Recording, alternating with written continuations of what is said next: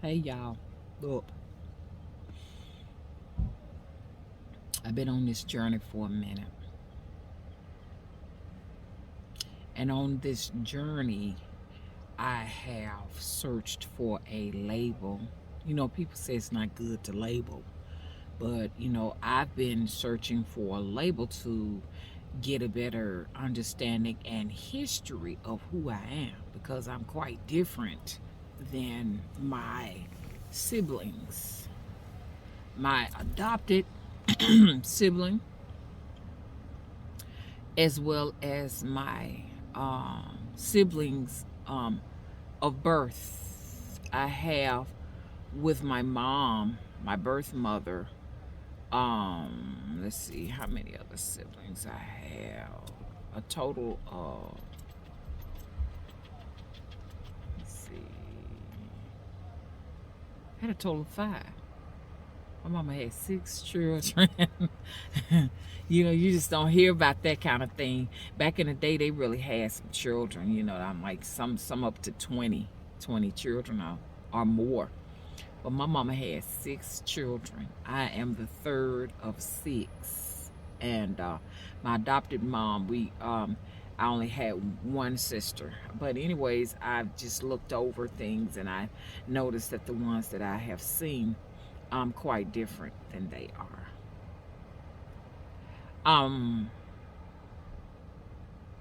So I'm of another breed, you know.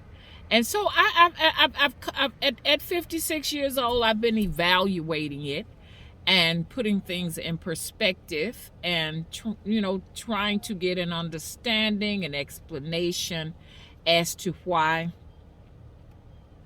I'm pretty much alienated from every social group. You know what I'm saying? In the United States, okay? Everyone I've ever tried to engage with, those of who I thought were my kind, and come to find out, they're not my kind either. So, it's been an interesting ride. And then out of nowhere, here, 56 years old, they say, you are a bush woman. A bush woman. They said there's a bush woman and a bushman. Bush woman, bushman. Me and my son are bushman and bushwoman. My daughters are just matrix people. They're matrix. Mr. Willie's matrix. So they are pretty much alienated from us. They can't vibe with us. They don't understand us. And there are very few bushwoman and bushman. Very few, because the majority of people are either trying to integrate into the norms of society, or they just are. You know what I'm saying? But there is a rebellion or rebellious side of bushwoman and bushman. You understand? As far as they are concerned, those people on the outside of us, they think that we are rebellious, but we're not. We're just being true to our nature. You know what I'm saying? When you'll know a bushwoman, a bushman, they're indigenous people. They're indigenous to the land, and you can find them anywhere.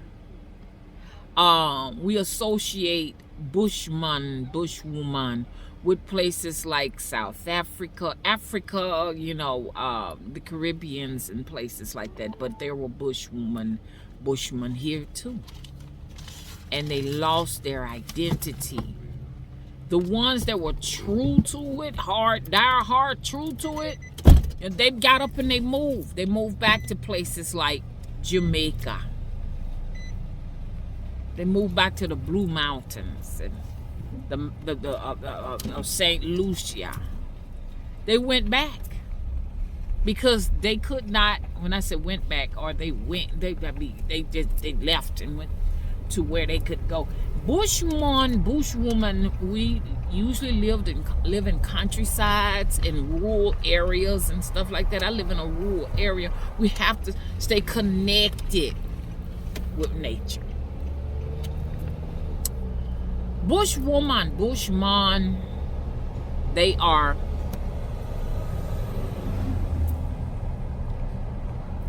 work with the roots. So we give them names like root workers. You understand? They work with the black arts, black magic.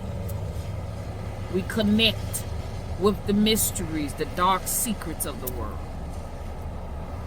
We walk around with our machetes with us in the forest, in the woods, all of those different things. I'm so glad that the spirits led me to who I can identify, the bushman. Now, even though I'm in a surrogate situation, a surrogate land, you understand what I'm saying?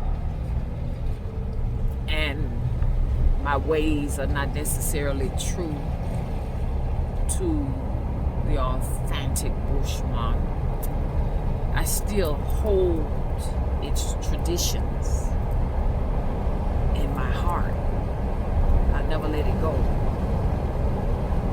A lot of you all may be bushwoman and bushman, and you're trying to figure out why you don't fit in.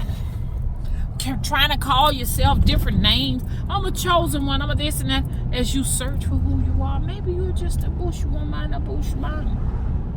Other names for bushwoman, bushman are Obia man. They call them that in the Caribbeans. Obia woman, wise man, wise woman, Mael man. These are names and terminologies for people like us. Now, we can run off and say, I'm a bushman, but bushman and bushwomen are very true to their nature.